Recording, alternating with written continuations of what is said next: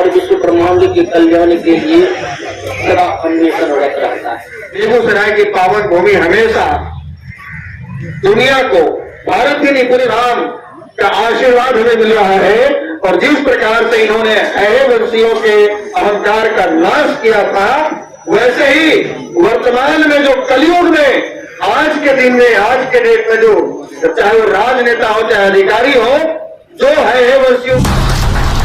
बिहार पंचमी अथवा विवाह पंचमी मार्गशीर्ष शुक्ल पंचमी बांके बिहारी जी के प्रकट होने की तिथि है। रामायण के अनुसार त्रेता युग में सीता राम का विवाह इसी दिन हुआ था।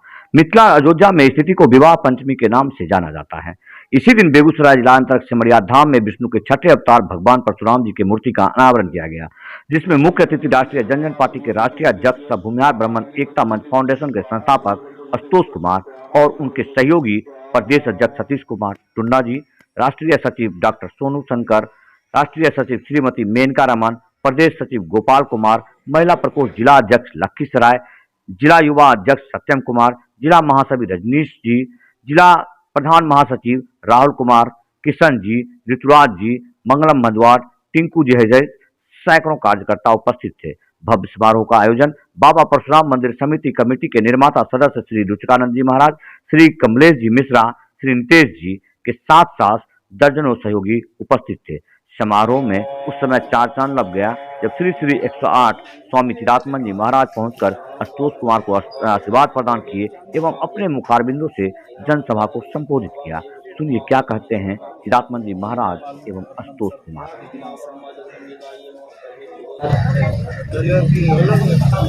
सारे साधुवाद देते हैं, साथ ही साथ आयोजक श्री रूपानंद जी महाराज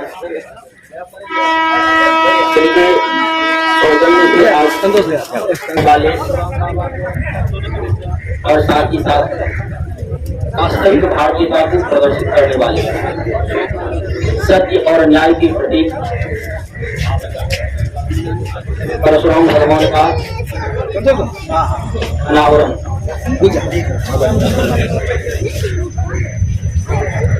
और इसमें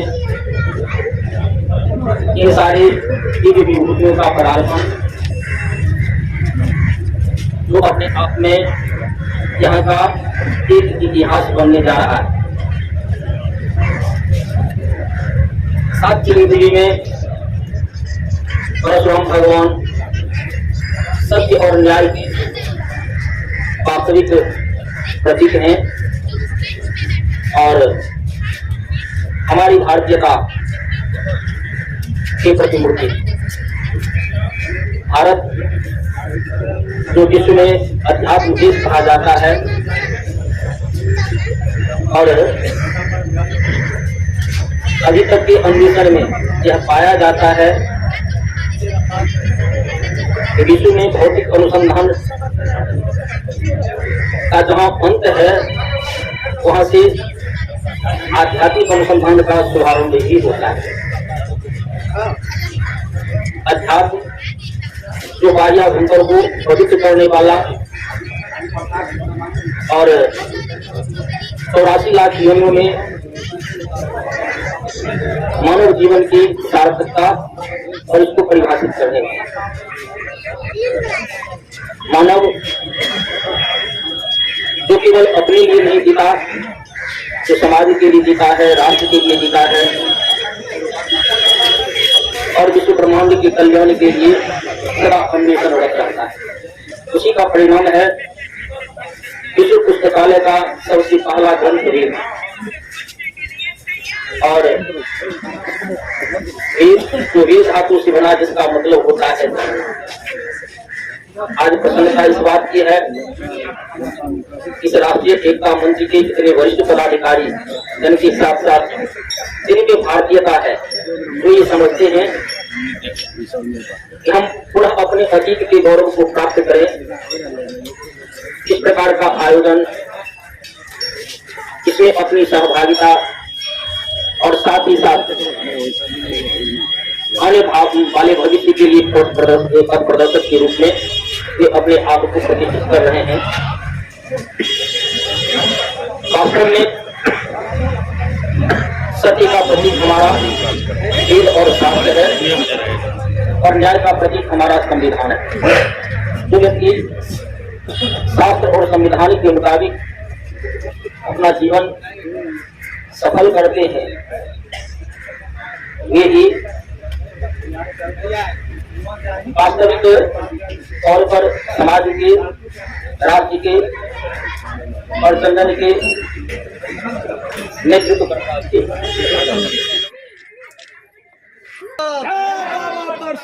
बहुत बहुत धन्यवाद माननीय आदरणीय श्री रोजगानंद महाराज जी। आज प्रभु श्री राम विवाह के अवसर पर, पुण्यतिथि पर अपने इष्ट भगवान परशुराम की प्रतिमा का अनावरण सिमरिया घाट के पावन स्थली पर किया गया है। आज के इस पावन और पुनीत कार्यक्रम में विराजमान मंच की शोभा बढ़ा रहे हमारे गुरु महाराज जी मंच पर उपस्थित, आप भगवान परशुराम के भक्त जनों का आज के इस कार्यक्रम में मैं आशुतोष कुमार हार्दिक अभिनंदन करता हूँ, स्वागत करता हूँ। महाराज जी के सामने आज के इस धार्मिक मंच पर मुझे बोलने को कहा गया। मेरी इतनी हैसियत नहीं कि महाराज जी के सामने मैं कुछ बोल सकूं, क्योंकि हम लोग सामाजिक संगठन के तहत भाषण देने वाले लोग हैं, बोलने वाले लोग हैं, जो अब तक विभिन्न गांवों में 3700 गांवों में घूमकर विगत 10 वर्षों में जो समझा है उन लोगों के बीच में रखने का प्रयास करता हूं। और राजनीतिक दल भी हमने बनाया है, तो राजनीति की भी बातें मंच पर आसानी से कर लेता हूं। लेकिन महाराज जी जैसे महान विद्वान, शास्त्र के मर्मज्ञ, वेद पुराण के मर्मज्ञ, और इनके सामने मुझे बोलने के लिए महाराज रोजगानंद जी ने माइक थमाया है, तो मेरी तो इतनी हैसियत नहीं कि मैं धर्म पर कुछ बोल सकूं, भगवान परशुराम के बारे में या धार्मिक विषयों पर कुछ अपना विचार रख सकूं। लेकिन जो मैं अब तक समझा मैं उसके बारे में मैं वो चंद शब्दों में प्रकट करना चाहूंगा, क्योंकि महाराज जी संध्या आरती का भी समय हो रहा है, तो हम चाहते हैं कि मैं जो बात रखूं महाराज जी थोड़ा समय देकर उसको सुने, और उसमें कुछ त्रुटि हो तो अपने तरफ से उसे सुधार करेंगे, हमारी आग्रह होगी इनसे। सबसे पहले तो धन्यवाद देना चाहेंगे, आभार प्रकट करना चाहेंगे इस भगवान परशुराम मंदिर या मूर्ति स्थापना के तमाम संरक्षक सदस्य या इनके जो कार्यकारी सदस्य हैं, इन तमाम सदस्यों के प्रति मैं हृदय से आभार प्रकट करना चाहता हूं कि आपने एक अच्छी शुरुआत की है। और हम लोग ये संदेश, ये आग्रह विभिन्न गांव में घूमकर करते हैं, और ये करते हैं कि महाराज जी के पास में हम तकरीबन 4-5 महीने पहले आए कि महाराज जी सिमरिया में हम लोग चाहते हैं, रोजगानंद बाबा भी साथ में थे और भी यहाँ के स्थानीय लोग थे, तो महाराज जी ने एक और सुझाव दिया था, वो मुझे याद है, आज आप सबों के बीच में रखना चाहूंगा। जैसे बेगूसराय में गौतम धाम है, तो गौतम ऋषि का धाम है, तो महाराज जी ने कहा था कि अच्छी पहल है कि भगवान परशुराम जी की मूर्ति लगे, प्रतिमा लगे, उनका मंदिर बने, और साथ ही साथ जो हमारे पूर्वज हैं, चाहे वत्स ऋषि हो, चाहे गौतम ऋषि हो, चाहे कश्यप ऋषि हो, जो गोत्र हो, तो अलग अलग जो हमारे ऋषि हैं, जो हमारे पूर्वज हैं, ऋषि पूर्वज, उनकी भी प्रतिमा लगनी चाहिए। और इसकी शुरुआत बेगूसराय से ही की गई है, गौतम धाम बनाकर। तो ये बेगूसराय की पावन भूमि हमेशा दुनिया को, भारत ही नहीं पूरी दुनिया को, पूरे विश्व को एक दिशा दिखाने का काम किया है, चाहे वो धार्मिक रूप से हो, चाहे वो साहित्यिक रूप से दिनकर बनकर इस बेगूसराय ने दिनकर के रूप में एक लाल पैदा किया और इस देश को नहीं पूरे विश्व को दिशा निर्देश दी। तो ये एक अच्छी पहल है। और हम इसलिए, क्योंकि कई लोगों के मन में संदेह होता है, अभी संतोष जी आए हैं देव सदन बिहार तक से, इनका सवाल था कि कुछ लोगों का कहना होता है कि भगवान परशुराम जी ने एक जाति विशेष लोगों की हत्या की, उनका नाश किया। तो हमने कहा कि नहीं, एक जाति विशेष के लोगों का नाश नहीं किया, है वंशियों का नाश किया, और जो राजा, जो अहंकारी राजा थे, उनके अहंकार का नाश इन्होंने किया। इन्हें कोई जाति विशेष से क्या मतलब? भगवान विष्णु को कोई जाति में नहीं बांट सकता है, और भगवान विष्णु को समझ सके, उनके परम ज्ञान को समझ सके, वो हमारे जैसे साधारण इंसान के बस की बात नहीं है। लेकिन जहां तक हम समझ पाते हैं कि जो भगवान विष्णु के जितने अवतार हैं उन्हें किसी एक जाति विशेष से कोई नफरत नहीं हो सकती। हाँ, वो अहंकार को जरूर तोड़े हैं, उस अहंकार का नाश किए हैं। और हम चाहेंगे कि इस पूरे ब्रह्मांड में केवल इंसान नहीं, 84 लाख योनियों में जो भी समझदार है तो इस बात को समझ सकते हैं कि हमें भगवान के प्रति आस्था रखनी चाहिए। हमें जो ये शरीर मिला है ये मोक्ष प्राप्ति के लिए मिला है, तो वो भगवान राम की, भगवान कृष्ण की, माँ दुर्गा की, भगवान शिव की पूजा करें, साथ ही साथ भगवान परशुराम की भी पूजा करें। और आज के इस कलयुग में भी विभिन्न रूपों में है वंशी लोग आपको दिखाई देंगे, चाहे वो राजनीति में दिखाई दे, चाहे वो आधिकारिक रूप से दिखाई दे, चाहे वो अधिकारी बनकर बैठे हैं या वो राजनेता बनकर बैठे हैं, कोई विधायक, सांसद, मंत्री, मुख्यमंत्री, प्रधानमंत्री बनकर बैठा है, तो वो है वंशी है, वो अहंकारी है। और उसका अहंकार यदि तोड़ना है, उसके अहंकार का यदि जवाब देना है, तो हमें भगवान परशुराम से आशीर्वाद लेना ही होगा। और भगवान परशुराम एक ऐसे भगवान जो शस्त्र और शास्त्र दोनों में निपुण। कर्ण जब इनके पास छल करके बचा लेने जा रहा था तो झूठ बोल कर गया कि मैं ब्राह्मण। इन्होंने कहा था कि इन्होंने एक प्रण लिया था कि मैं उस कुल के किसी व्यक्ति को विद्या नहीं दूंगा। तो रामधारी से दिनकर जी अपने शब्दों में उसे बताए हैं कि कर्ण ने क्या देखा कि मुख में वेद पीठ पर सर्कस, मुख में वेद पीठ पर सर्कस, कर में कठिन कुठार विमल, चाप और सर दोनों थे जिस महाऋषि के समान। यह कुटीर है उसी महाकुटी परशुराम बलशाली का, धेनु के वंश पुनीत वंश जगती मतलब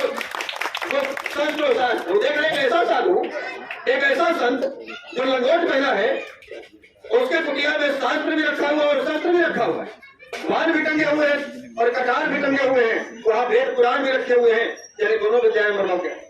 उसके हाथ में श्राप भी है और वरदान भी है।